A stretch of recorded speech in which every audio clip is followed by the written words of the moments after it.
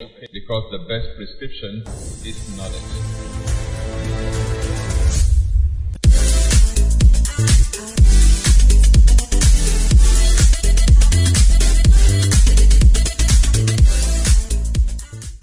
Hello and welcome to Exposé with Tony Akinyemi.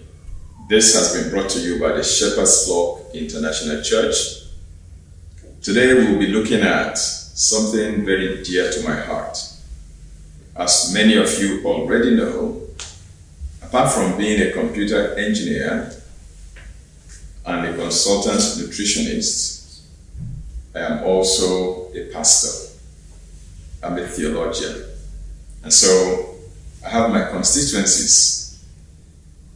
Today I want to be focusing more on my colleagues in one of my constituencies, and that is the pastoral ministry. So I want to be talking directly, primarily, to fellow pastors, fellow ministers of the gospel. Of course, what I'm going to be sharing is not only limited to or applicable to pastors. Of course, everybody else can glean wisdom from the nuggets I'll be sharing today. But my heart goes out primarily to pastors.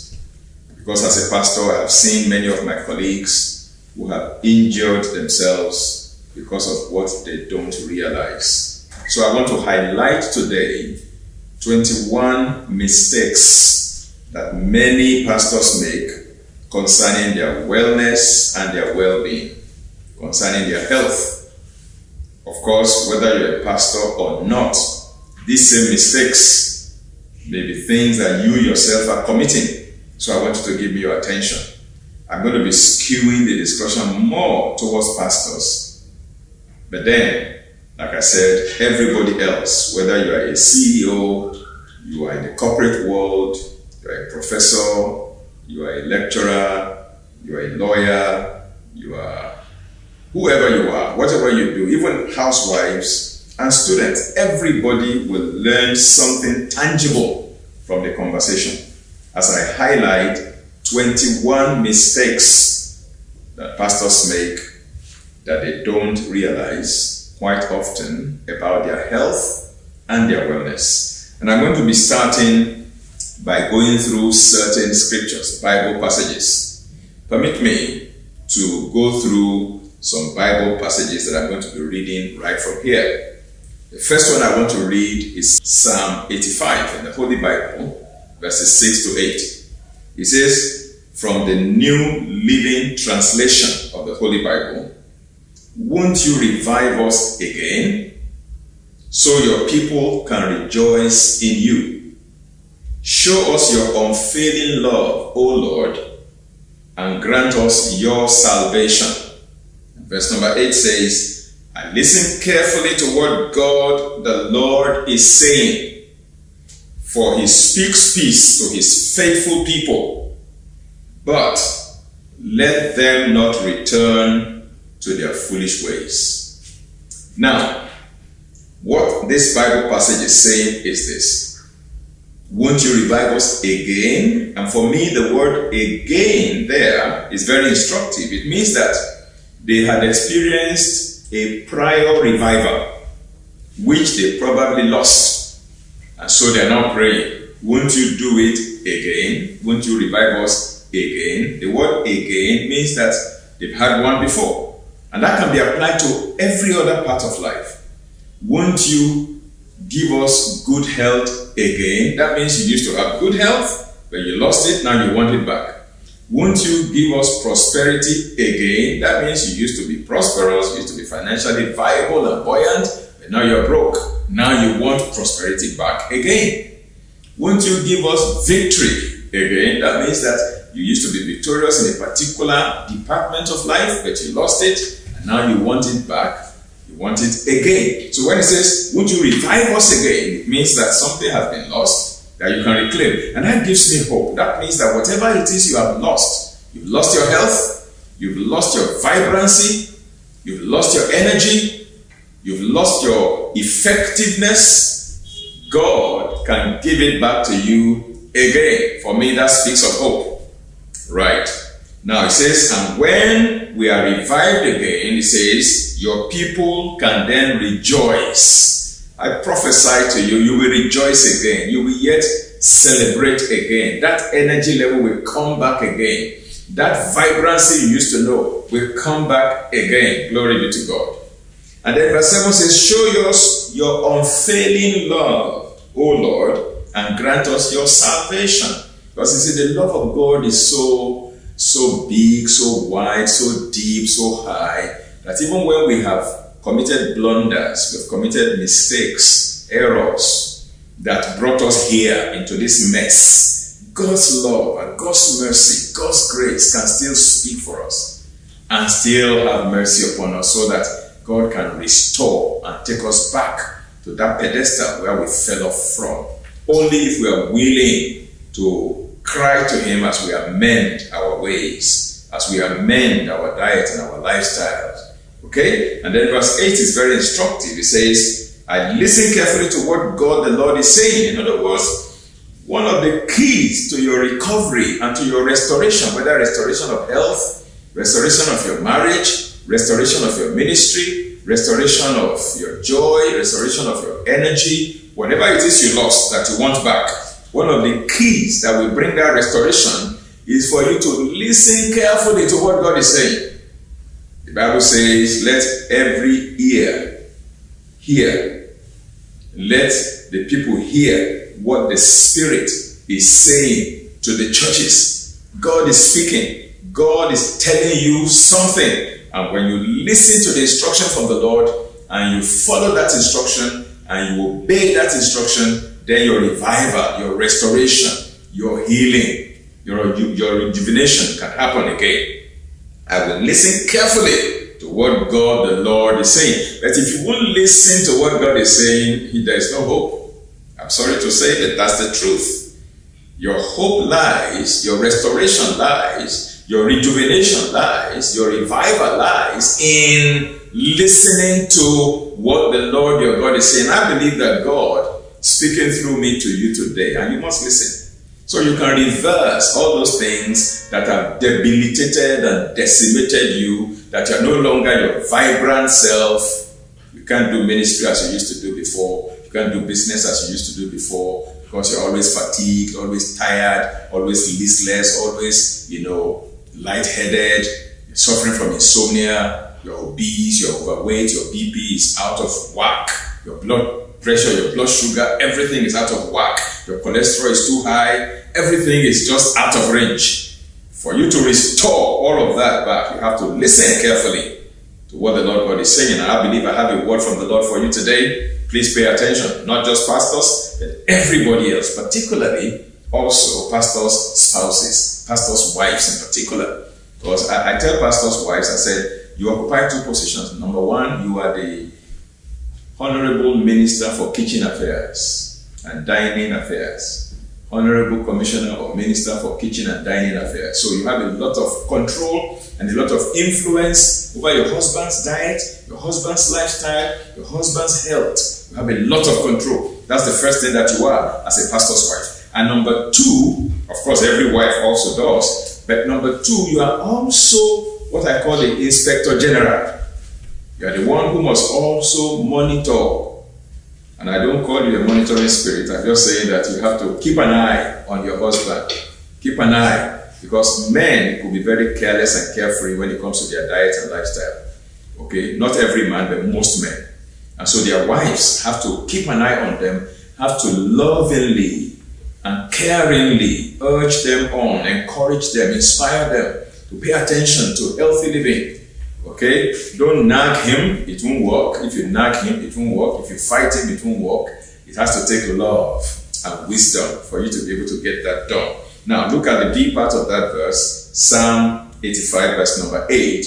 Okay? It says, I will carefully listen to what the Lord God is saying, for he speaks peace to his faithful people. That word that is translated peace there is the word shalom. And it has at least seven different meanings. The Hebrew word shalom, which is translated as peace in this Old Testament passage, has at least 7 meanings. It means health or healing. It also means success or prosperity. It means peace. It means so many things, okay? So when it says the Lord will speak shalom to his faithful people, it means that if you will carefully listen to what the Spirit of God is saying to you at this time, God will speak peace. God will speak healing. God will speak health. God will speak success. God will speak victory. God will speak restoration. God will speak hope. God will speak joy. God will speak happiness. Shalom to you.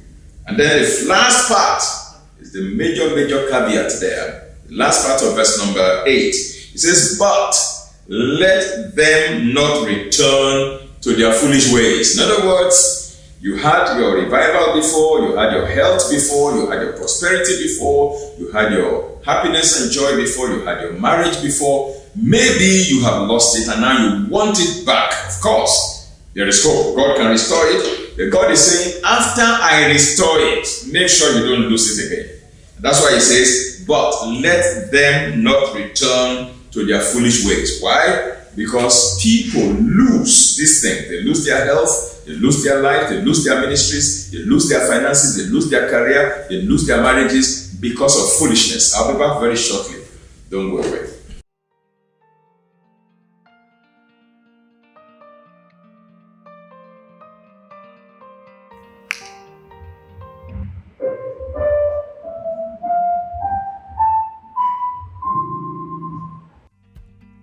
Hi there. I hope you enjoyed my pastoral classical piece, even though, as you well know, I'm not a pianist. My name is Tony Akinyemi. By the way, did you know that there are approximately 7 billion people living on the face of the planet right now? And of all these people, you are just unique. This year, there's a package in your name especially designed to take your life up there and make your life more beautiful and colorful. You can in fact access this special package on the occasion of our 18th anniversary and convention at the Shepherd's Flock International Church. Our theme is Maranatha, the King is coming soon. It's our annual convention. God is waiting to impact your life in more ways than one. Join me at DIS 2022 Divine Impact Summit 2022 for a 4-day conference that gets you impacted for a lifetime. And let the rhythm of your life get even more melodious. Maranatha.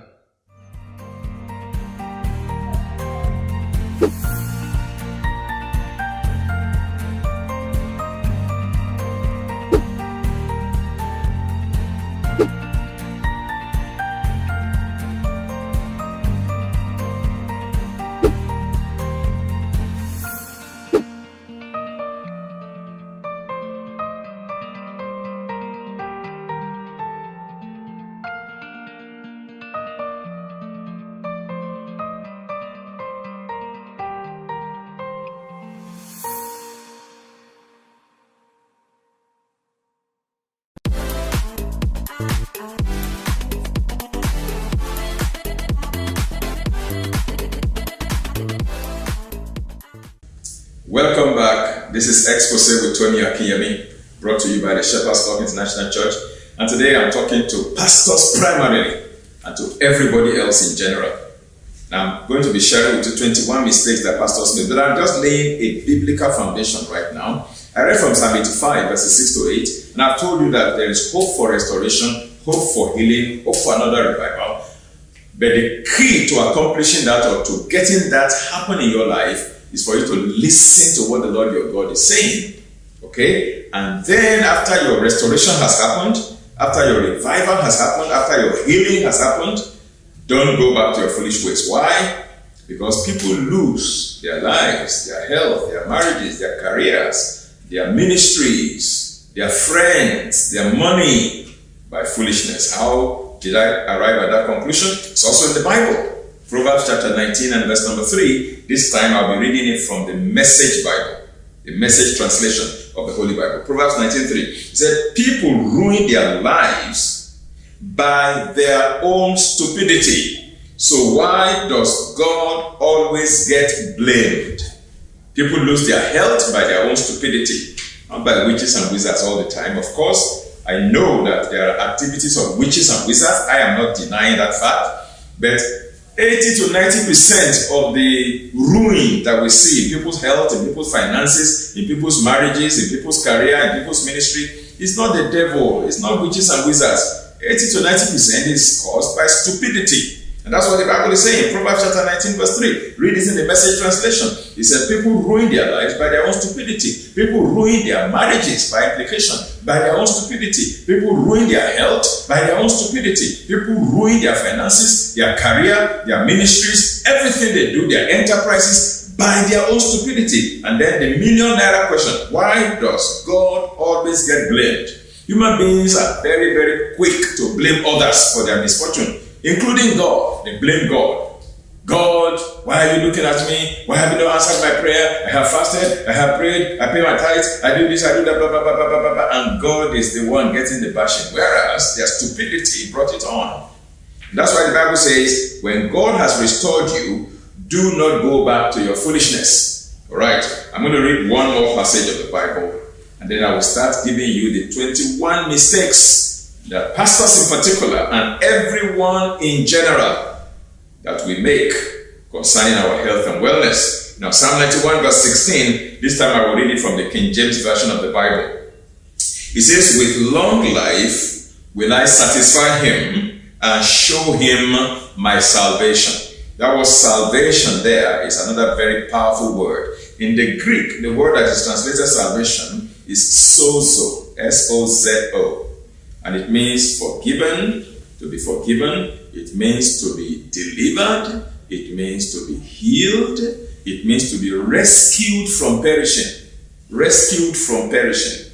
Okay, that's the word salvation. And so it says, with long life I will satisfy him and show him my salvation, my healing, my deliverance, my forgiveness, and I will rescue him from perishing. That's a promise from God that you and I can claim. And if God has promised to give us or show us his salvation, then we must receive it with thanksgiving and by faith. So right now, I want to go into the 21 mistakes that we often make, pastors in particular, and all of us in general.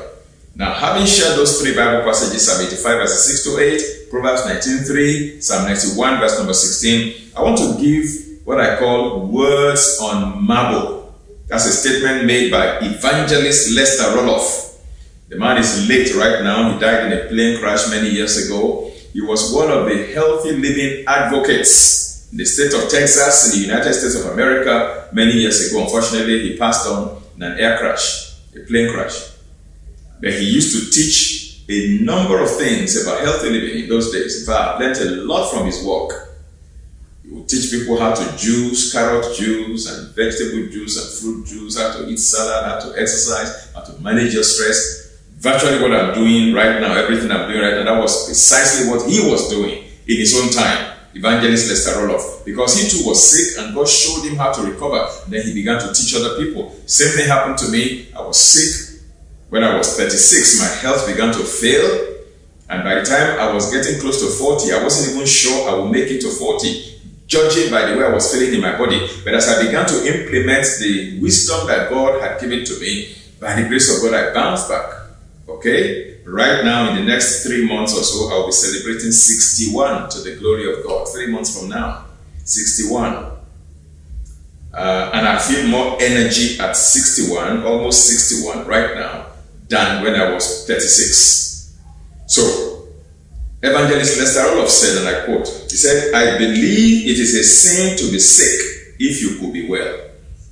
I repeat, unquote, Evangelist Lester Roloff. I believe it is a sin to be sick if you could be well. So, if you could be well, why not get well? Now, so our health really matters. And I want to give you a few reasons why health matters. Number one, health prolongs life, while disease cuts life short prematurely. We should not raise widows and orphans. Are you listening to me, men in particular? Don't raise widows and orphans. Please stay alive.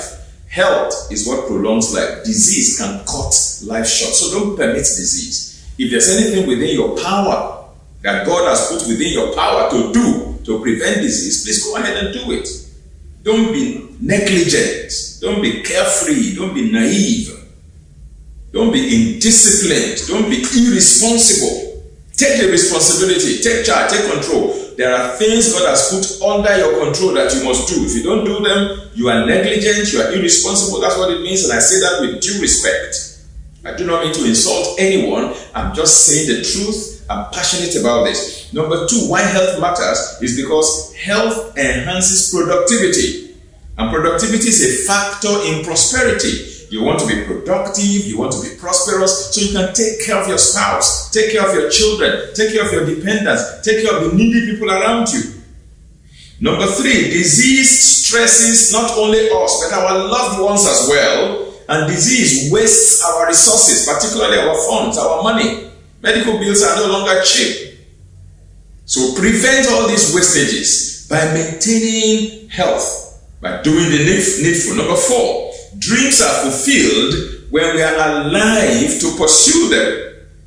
If you die, who pursues your vision?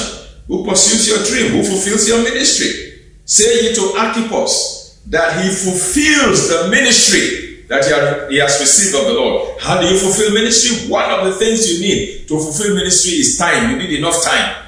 If your life is cut short prematurely, you may not be able to finish your assignment or finish your task. And that applies to everybody. You have a big vision to set up a big enterprise, a big business. You want to set up a school. You want to set up a church, a ministry, or whatever, an NGO. If you die, that vision can die with you. That's why you need to stay alive, to nurture it, grow it, and then raise your successors and install them and mentor them, help them to be duly established before you finally go. That's the way to do it. Alright, so because of time, let me begin the 21 mistakes that ministers in particular make, and by extension, all of us. Mistake number one is assuming that you do not have any responsibility towards your health. I have nothing to do. Everything is up to God. It's only God that is taking care of me. I have nothing to do to contribute to my own health. If God says I should be sick, I will be sick. If God says I will be well, I will be well. If God says I should die, I will die. If God says I will live, I will live. That is not the correct teaching of the Bible. The Bible teaches that you have a responsibility. You have a responsibility towards your health. Okay? If you don't take that responsibility, then you are negligent. You are irresponsible. That's what it means. So it's a big mistake to assume that you don't have any responsibility. That it's only God that has the responsibility. Second mistake is thinking that no matter what you eat, you cannot be sick. Oh, I cannot be sick. And then you are eating junks. You are drinking soft drinks. You are eating late in the middle of the night. You are doing all sorts of things that contribute to health, that can compromise your health. And you are saying, well, I can violate every healthy living principle. I cannot be sick. That is a big mistake. Mistake number three is assuming that if you overwork yourself because you are doing the work of the ministry, there will be no consequences. That is a big, big mistake. You can read that in the Bible, Philippians chapter 2, verse 30. There was this young man called Epaphroditus. Epaphroditus was a personal assistant, so to speak, to the Apostle Paul. And Paul said concerning him in Philippians chapter 2, particularly if you start reading from around verse 21 up to verse 30, Paul was giving the incredible credentials of this young man, Epaphroditus. He said he was a fellow believer, a fellow soldier, a brother. He was the one who ministers to my wants. He's a messenger of God and blah, blah, blah. Incredible credentials. He said that you have heard that he has been sick, near unto death. But God had mercy on him, and not on him only, but on me as well, lest I should have continual sorrow. That was the Apostle Paul speaking. He said God had mercy on him. And don't forget that mercy is what you deserve, the punishment you deserve that is not meted out to you. That's mercy. Whereas grace is the blessing you do not deserve that is meted out to you. So when Paul said God had mercy on Epaphroditus, my understanding is that he actually deserved to die, judging by what he did or did not do. But God had mercy. God didn't allow that judgment, that punishment, that consequence to take place. God withdrew the consequence from him and showed him mercy. Now, and the Bible goes ahead in Philippians 2 verse 30 to tell us why he was sick near unto death. You need to read it for yourself. He said, for the work of ministry, because of the work of ministry, this young man Epaphroditus was sick almost unto death because of the work of ministry. So it's a mistake to think that, because it is the work of ministry you are doing. After all, I'm preaching, I'm praying, I'm ministering to the sick, I'm traveling, I'm doing the work of God. Therefore, God will make sure that I don't fall sick. It's a big mistake. God is a God of order, God of principles, God of balance. When you violate principles, you pay the price. There are consequences for every violation. To think that because it is the work of Christ, therefore you don't manage your stress, you don't sleep well, and you don't take care of your family, you don't take care of your children, you might be raising delinquent children because you don't have time for them. You have time for every other person, no time for your own children, no time for your own wife, no time for your husband because you are in ministry, no time for your health because you are in ministry. Things will fall apart. It's a big mistake for ministers to make. Now, I've shared 3 of those mistakes that ministers make. I'll be coming back in the 3rd segment to share the remaining 18 with you very quickly within the limit of time that we have. Don't forget, what we need is not more medication, but more education. For the best prescription is knowledge. For my people are destroyed for lack of knowledge. But by knowledge shall the just be delivered. I'll be back shortly.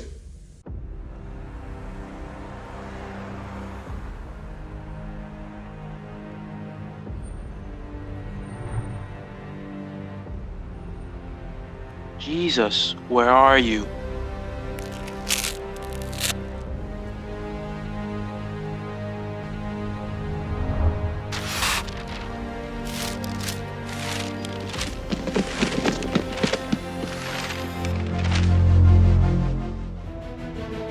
The Shepherd's Flock International Church presents Divine Impact Summit 2022. Theme: Maranatha, the King is coming soon. Date: Thursday, February 3rd, 2022 to Sunday, February 6th, 2022. Ministering: Reverend Tony Akinyemi, Reverend Paul Jinadu, Ife Nathan, and other anointed ministers. Special features: worship concert, marriage seminar, ministers conference, and so much more. DIS 22, where divinity meets humanity.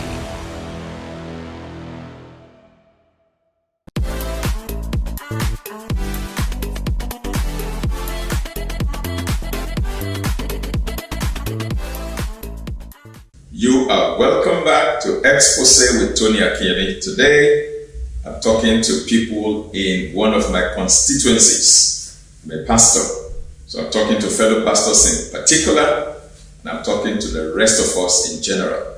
Of course, everything I say to pastors also apply to pastors' wives and apply to everybody else. Even if you're not a Christian, it still applies to you when it comes to healthy living and wellness.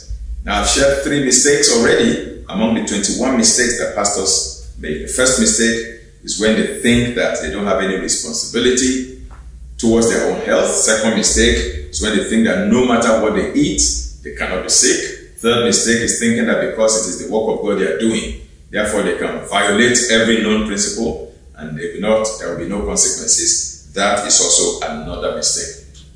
Now, I want to continue with mistake number 4, and that is late night meals. Eating very late at night. See, pastors have a tendency for that, and maybe a few other people as well. And now that happened to me, so I have personal experience. Now, as a younger person in my early 30s, I started ministry very early. Okay, God specifically called me into ministry on March 22, 1983. I was just I was 21, going to my 22nd birthday when that happened. I had an encounter with God, and He called me in ministry. I was an undergraduate. God told me, as soon as you finish your university degree, I need you in the ministry. When I am ready for you, I will come and tap you on the shoulder. It's time. And I was just listening for God. So when I now came out, I started working, practicing my engineering. I rose through the ranks to become the chief engineer of the company I was working for. But in the course of my engineering practice, the platform was given to me to become a local church pastor in the denomination I belonged to, First World Gospel Church at the time. So I became a pastor. And before we knew it, our congregation began to grow. And after some time, I became a zonal superintendent. I was overseeing 15 different parishes, supervising 15 different pastors in those various parishes, as well as my associates that were working directly with me. So I was doing all of that in ministry. I was also chief engineer, and I was also involved in many other itinerant ministerial work. And so I used to travel around, always busy. I didn't have a driver. I would drive myself. I would go preach from one location to another, jumping because the energy was there. I was a youth. I was young, and I was vibrant. I was energetic. And sometimes I would come back almost on a regular basis every weekend, Friday, Saturday, Sunday. I was out. See, Monday to Friday, I go to work. Sometimes from my office, I would drive to a preaching engagement, finish preaching by 8:30, 9, start coming home, get home at 10. I'll be eating dinner at 11 p.m., sometimes 12 midnight. And I'll be eating a very heavy one because sometimes I may not have eaten since morning, because typically in those days I will fast. When I have a preaching engagement, I'll be fasting and praying throughout the day. I'll go and preach and finish preaching before I come back home to break my fast. And then I'll be breaking my fast at 11 p.m., 11:30, 12 midnight. And that was very consistent. And those late night meals contributed to the wreckage of my health. And many pastors are still doing that till now. That's a very big mistake. Mistake number 5 is sleep deprivation through never-ending vigils. Pastors, listen to me carefully. I believe in vigils. I do vigils. I pray a lot. Many people don't know that part of me. I pray a lot. I spend time also in the middle of the night to pray. Alright? But when you do vigils, you have to be very guided by it. Some pastors will do 21 days vigil. They will start praying from 9 p.m., pray till 5 a.m., and they will just sleep for 2 hours till 7 a.m., and then they wake up, they are busy all over town, blah, blah, blah, blah, blah, blah. When I do vigils, and I finish by around 5 a.m. or thereabout, I spend the early part to do my exercise and do devotion, and thereafter I go to bed, I sleep. To catch up. Sometimes I sleep 1 or 2 hours before the vigil will start, or 3 hours before the vigil will start. You have to find a way to compensate for the lost hours of sleep in the night. And you can't be doing perpetual vigils. You can't be doing 365 days of vigils. You will wreck your health. You see, it was, I think, Robert McKenzie who said, God gave me a message. God gave me a horse to deliver the message. He was saying this on a sick bed when he was dying, deathbed. He said, God gave me a message and a horse to deliver the message. He meant God gave me the gospel to preach, and God gave me this body to go around to preach the gospel. This is the horse. He said, but now I have killed the horse and I can no longer deliver the message. And he died. Don't repeat the same mistake. That guy was passionate for God. Robert McKenzie was anointed. He was called of God. He was anointed of God. He had a mandate from God. But he destroyed his own health because he was careless. So sleep deprivation. You don't sleep up to 6 hours a day. You're killing yourself gradually, particularly when you are in your 40s, 50s, and 60s. You need to sleep enough to maintain your health and longevity. We need you around into your 70s, 80s, and probably 90s. Still relevant if Christ tarries. Ministering to people, mentoring people, raising next generation of leaders. Don't die before your time through sleep deprivation. It's a big mistake. Mistake number 6 is improper fasting that wrecks your health. Some pastors will fast until some of them die. Some of them develop very terrible ulcer. Some of them develop terrible diseases that they live with for the rest of their life due to improper fasting. Again, I believe in fasting. And I fast a lot. Well, I fast a lot.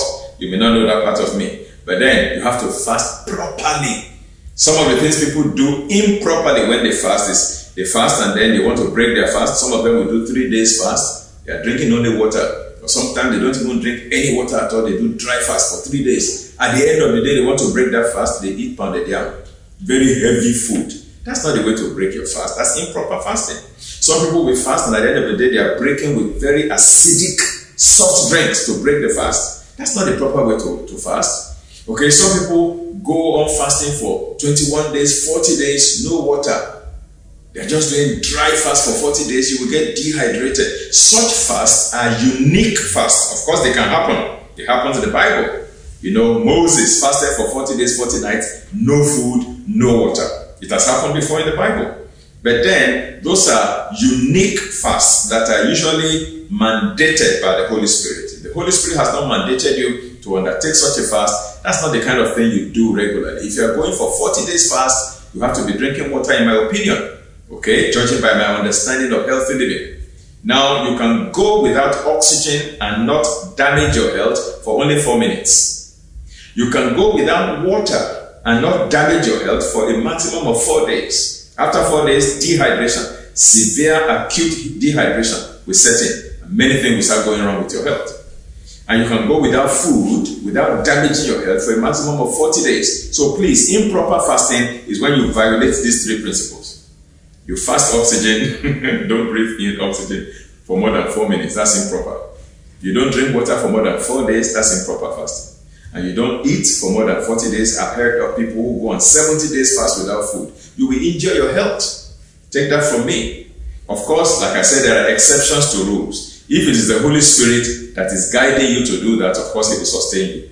When Moses was in the presence of God for 40 days without food and without water, he didn't lose strength, he didn't lose energy, he didn't emaciate, he was not dehydrated. Why? Because in the presence of God there is fullness of joy and pleasures forevermore. God can always mitigate and give exceptions to different rules. But as a general rule, that's what I'm talking about. Okay? Mistake number 7 is assuming that your anointing will compensate for the flagrant violation of healthy living principles. Oh, if I break this principle of health, my anointing will compensate. I am anointed, this cannot happen. It's like somebody staying on top of a 10-story building and saying, I want to defy the law of gravity, jump down, my anointing will compensate for that violation of the law of gravity. No, that's a big mistake. If you violate principles, you reap the consequences. Now, mistake number 8 is indiscipline with food. You know, I talked about the extreme of inappropriate fasting. There are those who are so indisciplined that their own is gluttony. They can eat and eat and eat and eat, they don't fast. See, fasting can be therapeutic. When you fast regularly, that is even good for your health. Helps your body to detox. But when you can eat and eat and eat and overeat and eat more than you need, that's gluttony. Go and read Proverbs 23 verses 1 and 2. Now, the 9th mistake is sedentary living. No exercise. You don't exercise at all. You don't walk, you don't do any exercise, you're just there sitting down, bundukwasli, tetere, bundukwasli. You sit down, tetere, bundukwasli. Then that is sedentary living. That's not a good idea. Mistake number 10 that pastors make and many other people is dehydration. They don't drink water. They drink coffee, they drink tea, they drink packaged fruit juices, they drink wine, anything except water. That's a big mistake. Your best beverage is water. Your body is approximately 70% water, and you need to drink water regularly. That's your number 1 beverage. I'm not saying don't drink your wine, don't drink your tea, that's not what I'm saying, but drink water. Number 11 mistake is that some pastors, many others, think that being overweight or obese is a sign of healthy living or sign of good living. We say, you are too thin, you are too lean, you are too this, you are too that. So when they have pot belly, so that's sign of good living. Big mistake. When you are pot-bellied, when you are obese, that is a risk factor for certain diseases, diabetes, hypertension, stroke, heart attack, and what have you, obesity. In fact, COVID-19, obesity is a risk factor for COVID-19. COVID-19 takes down people who are obese more than people who have lean muscle. Okay, mistake number 12 is not taking annual vacations. Many pastors don't go and leave. If they go, the ministry will collapse. Who told you? If you drop dead today, the ministry will carry on or close down. So if you want your ministry to be sustained, then you have to go on vacation, rejuvenate and rest. Okay, very, very important. They don't go on annual vacations because they do not see the need for it, or they have no structure in place to run the ministry in their absence. It's lack of proper administration that does not allow you to go on vacation. I can go away from my ministry for 6 weeks on vacation and the ministry will keep running because I have raised leaders, trusted hands, they are well equipped, well trained, and they can carry on in my absence without a single input from me. That's the way it should be. If your ministry is just 1 year old, 2 years old, and you are raising workers and leaders, that's understandable. But if you have been doing that church, that ministry for 3 years, and you still don't have structures in place that can make the ministry to function in your absence, then your administration is weak. You need to do something about that. Mistake number 13 is not being deliberate about your food choices, eating only what you like. Oh, I like rice, and you keep eating rice all the time. That's a big mistake. You don't eat food because you like them. You eat them because they are health-giving and they will support your health. Mistake number 14 is not being proactive. Many pastors don't do annual comprehensive medical checkup. They don't see any need for it. They say, I have faith. My faith is working for me. And I always tell them, it is not faith that is talking. It is fear that is talking. The reason you don't want to do medical checkup is because you are afraid that they might find something wrong in your body. And you don't want to be told that you have that problem. So you try to run away and then you use faith to cover up. That's not faith, that's presumption. That's fear, that's foolishness. You have to be proactive. You see, when you do your comprehensive medical checkup, particularly if you're 40 years old and above, every year, if anything is about starting in your body, you can detect it early and nip it in the bud before it becomes a monster. Then it becomes too late. Many people present for treatment too late and then they die. It's a big mistake. Now, mistake number 15, thinking that all you need to be healthy is faith. Many people misinterpret God's word regarding healing and divine health. Exodus 15:26, none of these diseases shall come upon you. He said, none of these diseases. What they forget is that before that statement, none of these diseases of the Egyptians will come upon you, there was a condition precedent. The condition is if you will obey the voice of the Lord your God and do all his statutes and all that he commands you, including the dietary laws that he gave to them, then none of these diseases. There's a condition to be fulfilled. Mistake number 16 is attributing every disease to satanic attack. Psalm 103 verses 3 to 5 says there are 3 principal things that can cause disease. Number 1, iniquity. Number 2, satanic attack. Number 3, your diet and your lifestyle. It satisfies my mouth with good things and my youth is renewed. So, if you attribute every sickness, every disease to satanic attack, that's a big mistake. It's not every sickness that is satanic attack. Some of them is dining hall attack, fork and knife attack, tongue attack, appetite attack. Deal with that. Number 17 is the mistake that many people make, particularly pastors, is being almost completely ignorant about matters of health and healthy living. Some men don't even know they have a prostate that they need to take care of. So when they have prostate disorder, they say I have prostate. You have always had prostate, even from a kid. You didn't just have prostate now. But what you have now is prostate disorder. And that prostate inflammation, prostate enlargement, or prostate cancer. And that's when they know for the first time at the age of 60 that they have prostate. They don't even know anything. They don't know jack about healthy living. You have to educate yourself about healthy living. That's a big mistake if you don't. Mistake number 8, not consciously and intentionally ensuring a healthy marriage and family relationship. Tension at the home front can give rise to hypertension. See, when your family is together, when your family is happy, when your family is in peace, that is good for your health. And when there is quarrel, fight, tension at home, you and your spouse, you are like cat and rat at home. That will affect your health, affect your productivity, affect your ministry. You need to work on your home, work on your marriage, work on your relationship. Mistake number 19, not being humble enough to seek help when needed, waiting until it is too late before you begin to cry out for help. That's a big mistake. Mistake number 20, not investing in your health and your family's health. I expect those of you that God has helped sufficiently to that point to own certain items in your kitchen. You need to have a juice extractor, a water purifier, a good blender to make smoothies. You need to have dehydrator. You need to have yogurt maker. You need to have many of these things. They are good investments in your health. It's a mistake to think that they are not important. Instead, you are buying big cars all over the place. You come into your compound. Some pastors have 7 cars as if they have a car mart. They are selling cars. They have all brands and all kinds, big vehicles all over the place. They don't have a single juice extractor in their homes. They don't have a single water purifier in their homes. They don't ask them to buy sauna, to help them, energy room or something like that, and install in the house. It's too expensive. I don't have money for that. Get to the, you see 4x4 SUV all over the place. As they are buying Mercedes, they are buying Nissan, they are buying Toyota, they are buying Lexus, they are buying all kinds of different things, and yet they don't invest in their family's health. Mistake number 21, not understanding the three main phases of life. See, we have three phases of life. There is that phase of life where you are tear rubber from age 1 to 40, 0 to 40, birth to 40. That's phase 1. You have energy. You can, at that time, violate some principles and get away with it.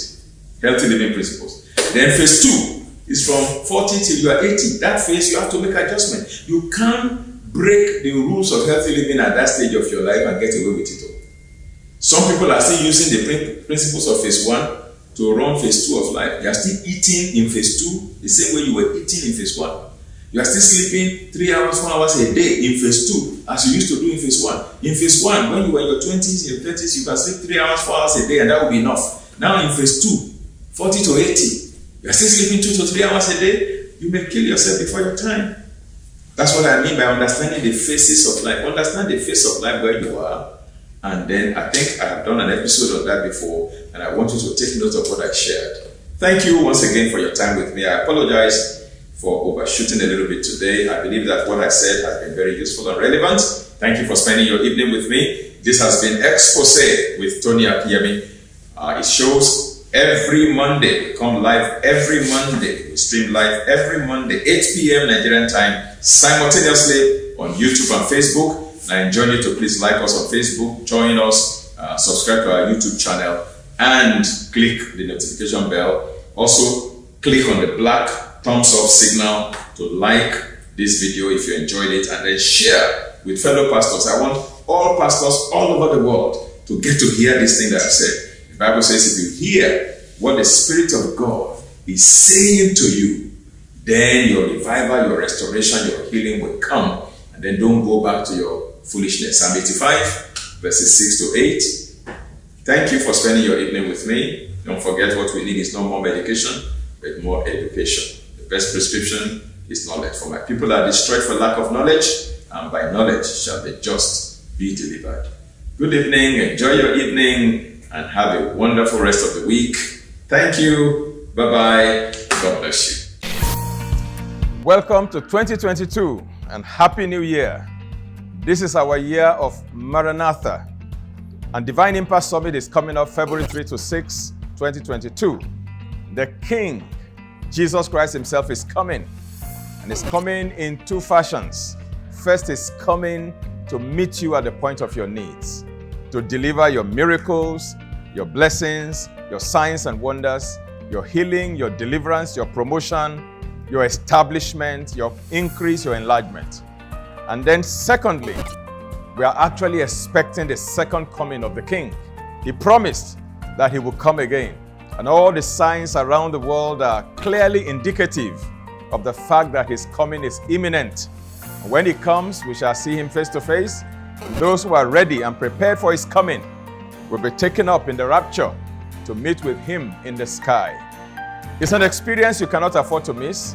So during Divine Impact Summit 2022, we shall be teaching from the Word of God in all of these dimensions. So I want to especially invite you, your family, your friends, your neighbors, your colleagues, to join us at the Divine Impact Summit 2022, February 3 to 6, at Ikeja, the Shepherd's Flock International Church Worshipatorium.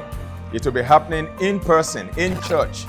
Of course, it will be streamed for those who are unable to access the venue due to distance.